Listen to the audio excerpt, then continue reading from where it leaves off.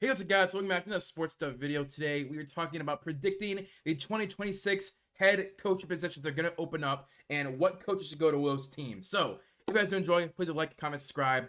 Let's get into the video. So, I am recording this video after week 4, before week 5. So, this is the first quarter. We're about 4 weeks in. We're going to see, we've seen these teams, what they look like so far, their offenses, their defenses, their special teams, their game management, preparedness, how guys are playing overall. We've seen the first month, and we now know, okay, who is still needs more work, who is, hitting on all cylinders, who is not doing good at all. And off that, I'm going to predict what head coach is going to be available. So what team, right? What team is going to fire their head coach either in the middle or at the end of the season? And with those head coaches being fired, who do I think is going to replace them? So let's get into it.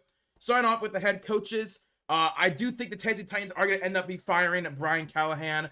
They do not look prepared. Their offense looks slow and rugged. Their defense is just doing nothing. Jeffrey Simmons is the only guy on the defense that is actually doing anything. And outside of that, their offense looks putrid. And Brian Callahan was supposed to be an offensive mind. He has officially given up play calling duties as well. So if you're an offensive head coach and you're giving up play call duties, what is the point of having you around? So I'm gonna be going, and I do think the Tennessee Titans, if they do fire Brian Callahan, they know how important it is to get back on the saddle. A couple of years ago with Mike Vrabel, this is a team that was on the up and up every single season, always in the playoffs, always competing, and they fired him. And they went with a rookie head coach, and it has not worked out. I do think they fire Brian Callahan. They're gonna want to get an offensive minded head coach for Cam Ward, and the only guy that, in my opinion, is a very good contender for getting that position is gonna be Mike McCarthy.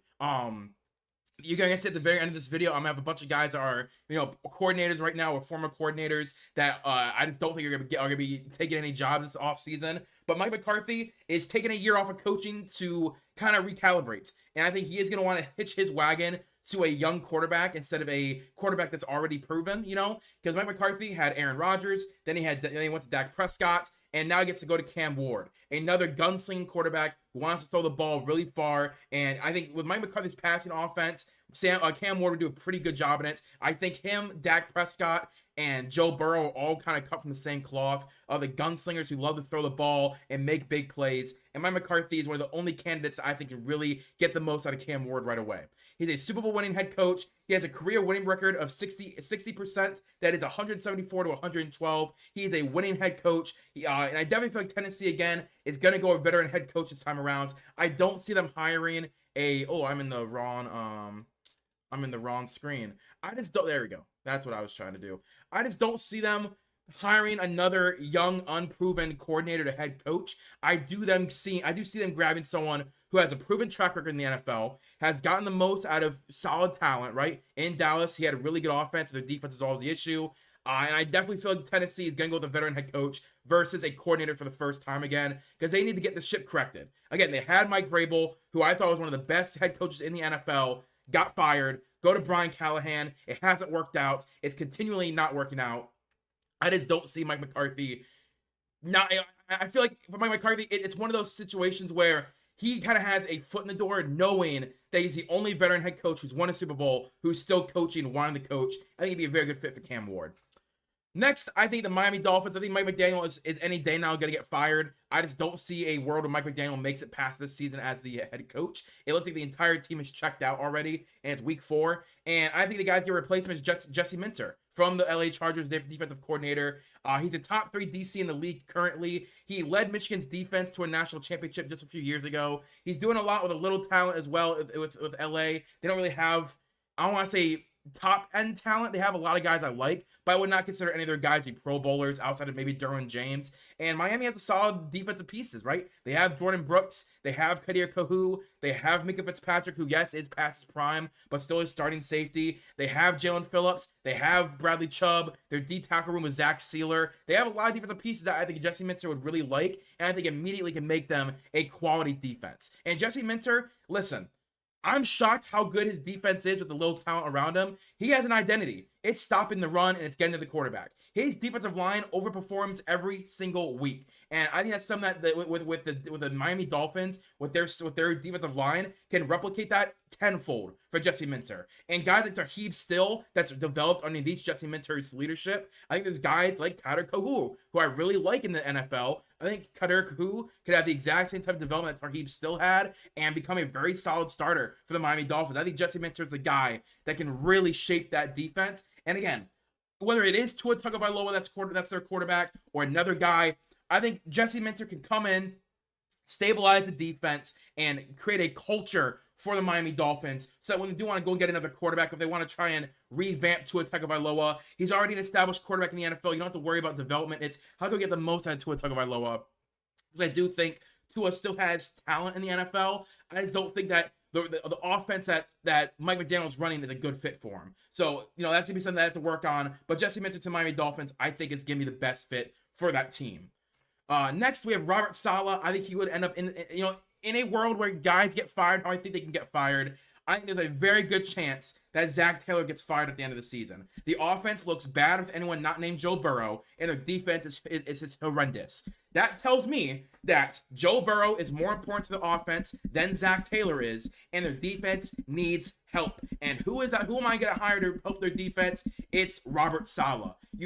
I have always been saying, in my perfect world, if I'm an owner in the NFL, I'm going to be hiring a head coach depending on what I have at quarterback. If I have a rookie quarterback or a year 2 quarterback that we're trying to save value on, I'm going to go an offensive-minded head coach that can be paired with that quarterback for their rookie contract. And after 3 or 4 years, if that quarterback and head coach aren't working out, you fire them, you start again.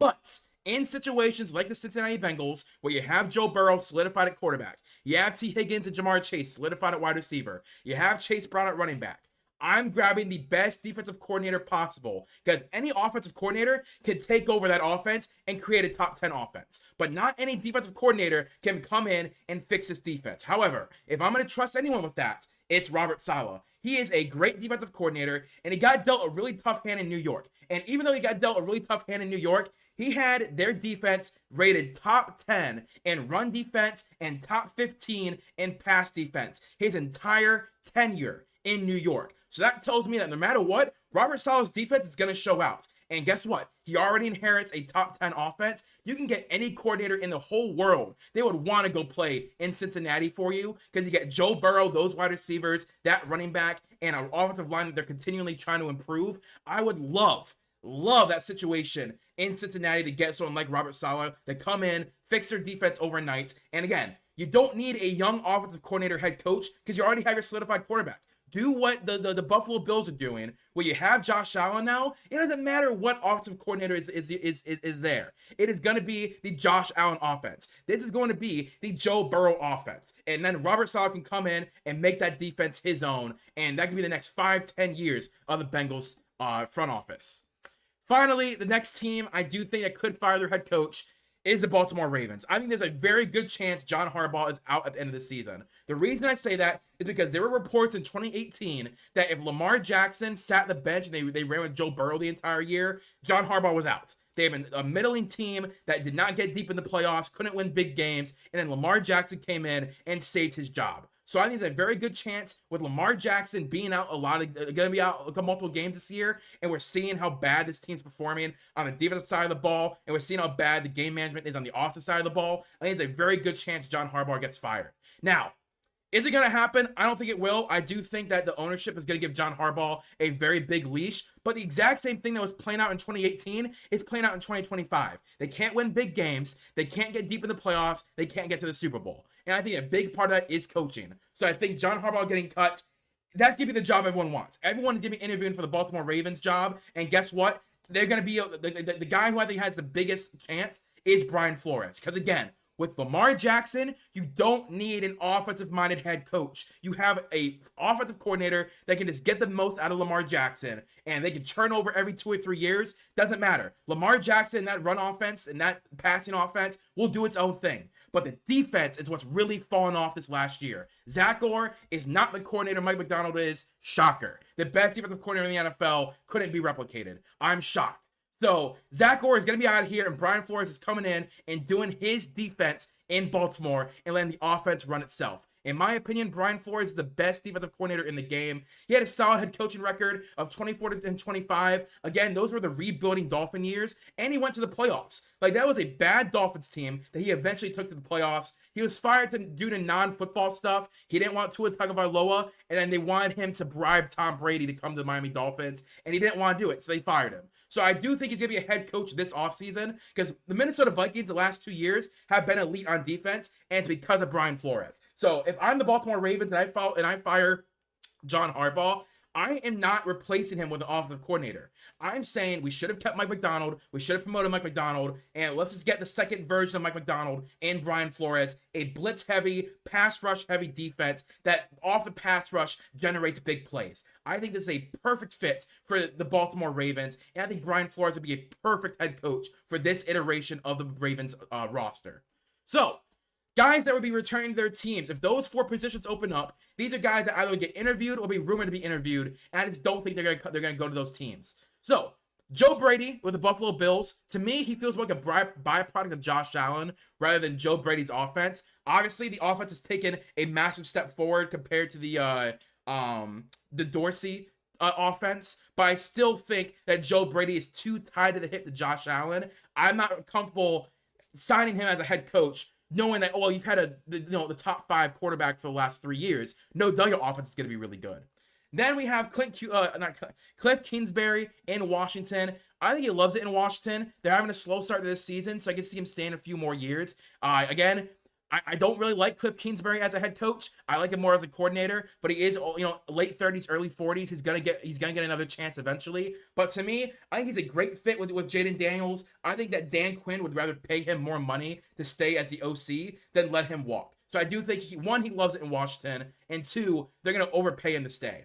Next, we have Clint Kubiak, the offensive coordinator for the Seahawks. I think he is going to be a head coach very soon. His offense has looked electric for the last 2 years now. But again, the last 2 years was the New Orleans Saints, which fired everyone, and the Seattle Seahawks. I think another year, so far, through 4 weeks, Sam Darnold looks amazing. He still looks really good. The run game looks really good. The offensive line looks better than last year. And Jackson Smith-Njigba looks elite. However, it's his first year as a play caller. And I do think with Clint Kubiak, he needs to get another year under his belt, right? 2 years in a row, so we can see is he a one-year wonder type of guy that once you figure out his offense, he's basically nothing, or can he replicate it year after year? So I think Clint Kubiak in 2027 could be a head coach.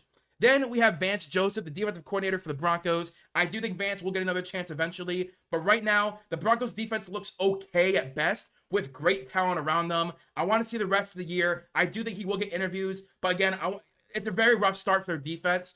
I worry about, is he more of a game manager defensive coordinator, or is he a game-changing defensive coordinator? Then we have Matt Nagy. Hard to give him any credit for Chiefs' success. He'll have to go elsewhere for it. I don't see him getting promoted again to a head coach until he leaves the Chiefs system.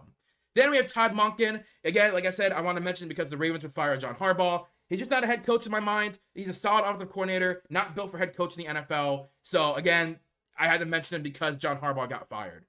So here's my potential offensive coordinator, defensive coordinator, special teams coaches for all these teams. So for the Titans with Mike McCarthy, obviously Mike McCarthy's going to be the head coach. Scott Tolzien will then serve as the offensive coordinator. Aiden Durd would then be the defensive coordinator / assistant head coach. And John Fassel would be the special teams coordinator. Now, let me break down who those guys are, why they would serve those roles. Scott Tolzien, he's currently the offensive coordinator. Scott Tolzien served as the QB coach under Mike McCarthy in Dallas, and then he followed Kellen Moore to NOLA as a QB coach. So he's in New Orleans right now as a quarterbacks coach for Spencer Rattler, for Tyler Shuck, and I do think Mike McCarthy, again, he hired him, he produced him as a quarterback coach. I think Mike McCarthy would be like, you know what, you followed Kellen Moore to the Philadelphia, you followed him to New Orleans. I trust Kellen Moore's word. If he still likes you after all these years, I want you as my offensive coordinator. He's young. I think there's a very good chance he'd follow him to the Titans for Cam Ward. Next, we have Aiden Durd, defensive coordinator. Durd he was a D-line coach under Mike McCarthy when Dan Quinn was a defensive coordinator, and he followed Dan Quinn to Washington, and he is currently Washington's defensive coordinator. So all the success you see in Washington on their defense is Dan Quinn, but Aiden Durd is his number 2. So I think if you give him the defensive coordinator and the assistant head coach role to make it legal, you'd have a similar defense to what Dan Quinn had. And Mike McCarthy loved it. He did not want Dan Quinn to leave, and he struggled to find a replacement for him after he did leave. So I think Aiden Durd, he's the number 2 to Dan Quinn. If Mike McCarthy can pair his offense back up with Dan Quinn's defense, Aiden Durd is the best guy to get. And John Fassel will be the special teams coordinator. And believe it or not, Dan Fassel is the current special teams coordinator for the Tennessee Titans. And John Fassel served under Mike McCarthy for many, many years. So the fact that he's this current special teams coordinator, right? And he served with Mike McCarthy, I think it gives him the best chance to land with Tennessee and Cam Ward. You can, you keep John Fassel in the building. When you fire Brian Callahan, you say, hey, John, Mike McCarthy, can you get us an interview with him? You know him. You're going to be the link between us, the ownership, and McCarthy for the interviews. I think very quickly you can get John Fassel to stay on as special teams coordinator. Mike McCarthy comes in and he brings his crew to be the coordinators. Again, I may be drinking too much, but I think the fact that John Fassel is already there, that gives me a link for Mike McCarthy going to the Titans, not only for Cam Ward, but also because you have a link already with a veteran Super Bowl winning head coach through your special teams coordinator. Next, we have the Miami Dolphins. I think Jesse Minter obviously can be the head coach.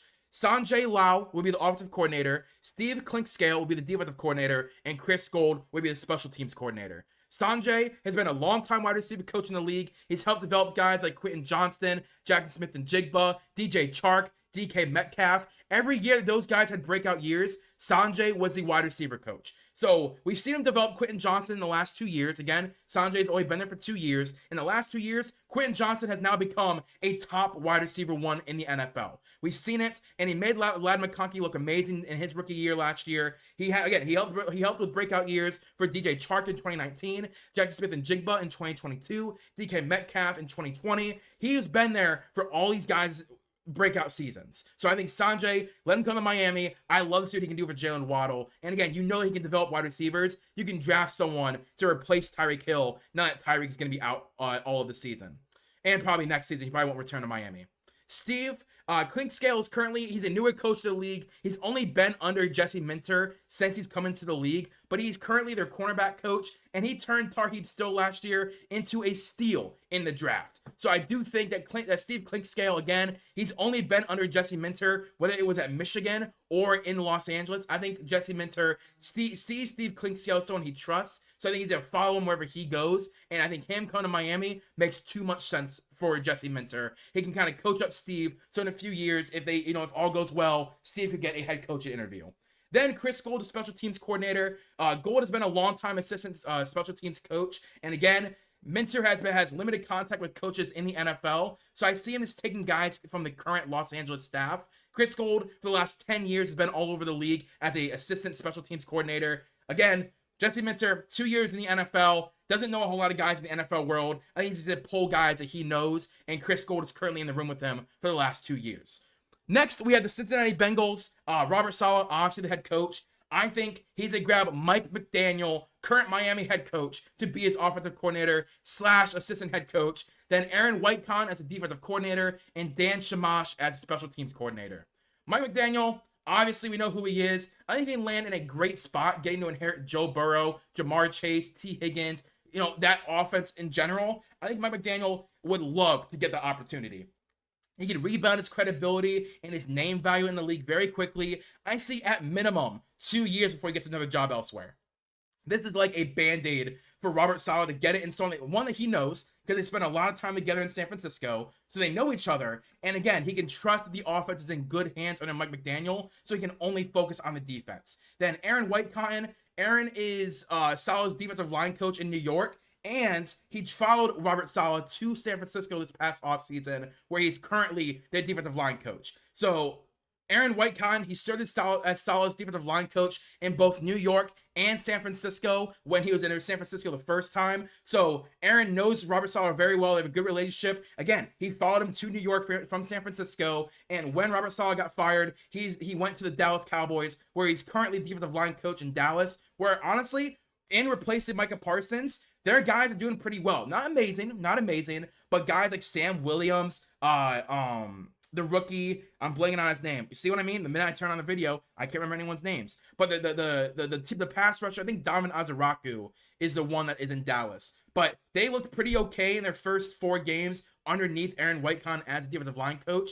And they currently rank 3rd in tackles and middle of the pack in sacks, in spite of losing Micah Parsons and having rookies and poor talent at the pass rushing position. So I think Aaron Whitecon would follow Robert Saleh to the Cincinnati Bengals to help with Shamar Stewart's development, trying to keep Trey Hendrickson as well. I just see that as a great fit for Whitecotton and Saleh. Then special teams coordinator Dan Shamash, he was the assistant special teams coach under Robert Saleh, and also he was in control of game management. He was a game management coordinator and assistant special teams coach. So Robert Saleh trusted him enough to give him game management ideas. So I think, Robert Saleh honestly respects Dan Shamash and his opinion on game management stuff. So I think he would trust him to be a special teams coordinator, seeing how his special teams coordinator when he was in New York is currently employed. So I think it's a great fit for Dan and for Robert Saleh.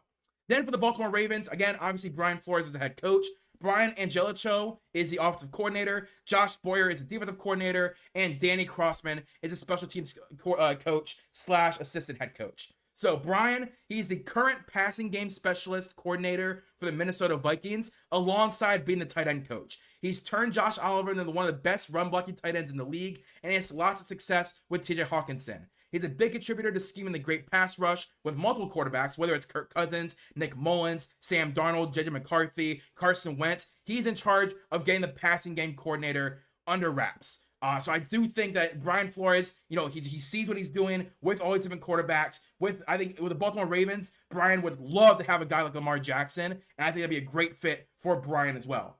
Then for Josh Boyer, Josh was Brian's former defensive coordinator under him in Miami. He hasn't coached in the NFL since his departure in Miami. He's currently on Ohio State staff, so I think he can easily sign back to be in the NFL and be underneath Brian Flores again. Because again, their defense for the Dolphins when Brian Flores was there was really good. And I think he trusts Josh Boyer, he likes Josh Boyer, and he can easily get him back without complicating too many things.